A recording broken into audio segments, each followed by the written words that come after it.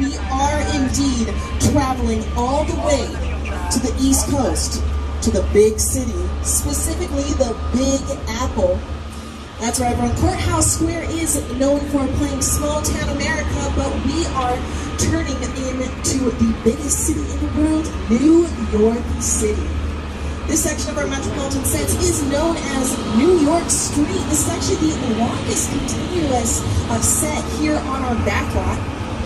Now, obviously today, New York Street is made up of sets used for filming a multitude of productions, but for many, many years, this section of our backlot was actually home to a classic studio tour attraction. So I'm going to throw things over to one of the stars of 2005's King Kong to tell us a little bit more about the attraction that used to be on New York Street. And self-action. Did you know the Metro sets were once the home to Hollywood's biggest star? Right here is where the original studio tour King Kong attraction resided from 1986 until 2008. He stood 30 feet tall and weighed in at 13,000 pounds. Over the years, millions of guests got to meet King Kong face to face as he shook the tram. So close you could feel his hot banana breath.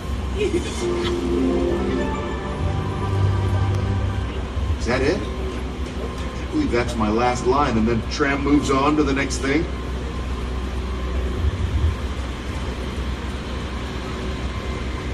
That's right, these streets were once the home of King Kong himself, but nowadays they are the home to many sets used for filming many, many different productions.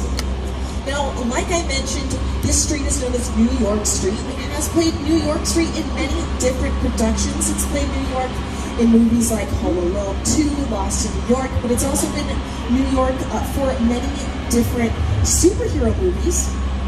We actually filmed movies like Spider-Man 2, starring Tobey Maguire here in New York Street.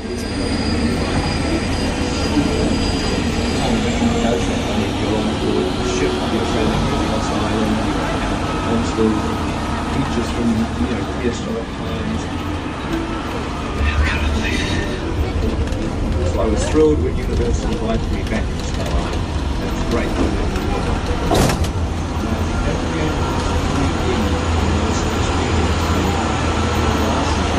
Come on, yeah. Just put in your hand. We're about to return to Star Island. That's right, everyone. Now, before we encounter King Kong, I'd like to remind everyone to remain seated during our entire experience. I am unable.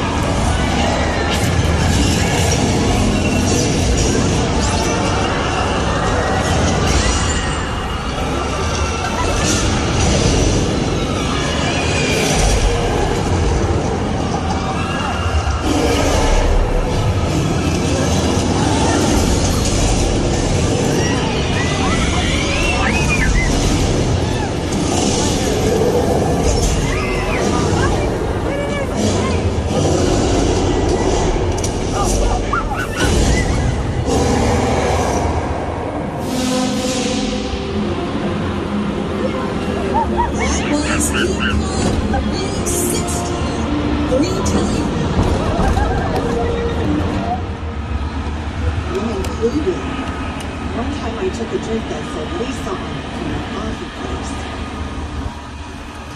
My name's not Lisa. You are a bad girl. Stop the trap! Now we are leaving our metropolitan sets behind, and we're actually getting an up-close look at our Universal Monsters mural off to the right-hand side of the tram. This mural was created by street artist Tristan Eaton to pay homage to our beloved Universal movie monsters. A little later on in our tour, we will be seeing the sets where our monster movies were made. But this mural was actually created entirely with spray paint, and believe it or not, it was also done completely free-handed. He did not use any stencils or pre-sketching in the creation of our beautiful monster murals. But we're going to get one last look at a couple of sound stages here on our lot. We have sound stages 30 through 33 here off to the left, and as you can tell, sound stages 30 and 31 are currently the home of the reality singing competition show The Voice. They've been filming here quite a lot over the last couple of weeks. And the next two sound stages, 32 and 33, have been used recently for Jordan Peele's latest film, Nope. Some of the sets with the farmhouse were filmed in those sound stages, and the commercial that was being shot in the soundstage at the beginning of the film was soundstage 33, right there on the end. But the body of water in front of those sound stages is known as the Hollywood Ocean, and also known as Park Lake. And for many years, it was home to a classic attraction here on the tour. It was actually based on the film The Ten Commandments. It was called The Parting of the Red Sea. The star of the movie, Charlton Heston, made an appearance to part the waters for our guests. Our tram seemed to drive right through the lake and give everyone on board a sea-level view. And there's also been exploding water mines, torpedoes, and even prop submarines as part of the action on the lake. But the lake is also a filming location. It's been used for movies like Psycho 2 and The Blues Brothers. It's still probably best known for playing the Black Lagoon in The Creature from the Black Lagoon. Now, The Creature is one of our beloved Universal movie monsters, and like I promised, we are now going to see the sets where our classic monster movies were made. Welcome everybody to Little Europe. Now, like the name suggests, Little Europe has played many different European destinations for our monster movies. These streets have played Transylvania for Dracula, Wales for the Wolfman, Austria for Frankenstein. They've even played Egypt for the original adaptation of The Mummy. But they're capable of playing many other faraway destinations, some even as far away as the afterlife. As you can see off to the left-hand side of the tram, this was the primary exterior filming location for all 4 seasons of The Good Place. We've redressed a couple of our sets to appear as they did during the filming of The Good Place, starring Kristen Bell and Ted Danson. Now, if you are a fan of princess movies like myself, you might recognize the street as the Kingdom of Genovia from Princess Diaries 2, A Royal Engagement. And Disney must have loved filming here for that movie because they reused the section of our backlot for the town of Port Royal from Disney's Pirates of the Caribbean, Curse of the Black Pearl. Off to the right of our tram, we're passing by our Court of Miracles, which Disney transformed a couple of years later to look like the Tortuga Tavern in Pirates of the Caribbean 2, Dead Man's Chest. But our Court of Miracles actually gets its name from the Hunchback of Notre Dame. I'm not talking about the Disney movie, I'm talking about the 1923 Universal silent film. Now, that movie was actually the first movie to introduce the idea of our Universal movie monsters.